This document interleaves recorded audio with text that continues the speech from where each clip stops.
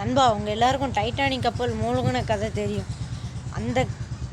அப்போ அதே இடத்துல இருந்த ஒரு நபர் சாவு பயமே இல்லாமல் ஒரு விஷயம் செஞ்சார். அது தெரியுமா? அந்த உலகத்தில் உள்ள பாதி பேருக்கு அது தெரியவே தெரியாது. ஹாய் ஃப்ரெண்ட்ஸ், நான் உங்கள் ஜாஸ் டேனியல். இது உங்கள் Jaz Talks Tamil channel. John Hopper இவர் ஒரு மிஷினரி. இவர் அந்த பிரம்மாண்டமான டைட்டானிக் கப்பலில் தான் பயணம் செஞ்சுட்டு இருந்தார்.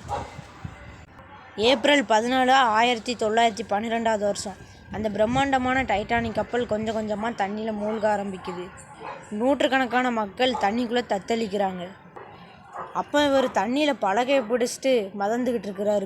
குளிர் தாங்க முடியாமல்.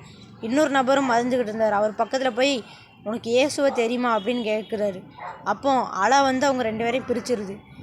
அதுக்கடுத்து மறுபடியும் அதே அலை அவங்க 2 பேரையும் ஒன்று சேர்க்குது.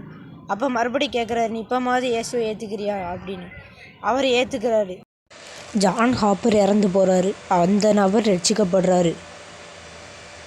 அவரால் காப்பாற்றப்பட்டவர் சொன்ன சாட்சி தாங்க இது. சாவுற நேரத்தில் ஒருத்தரை ஆதாயப்படுத்தி அவரோட உயிரை காப்பாற்றிருக்காரு இந்த மிஷினரி ஜான் ஹாப்பர். இதை விட பெரிய கிறிஸ்டின் ஃபேக்ட்ஸ் எதுவுமே கிடையாதுங்க.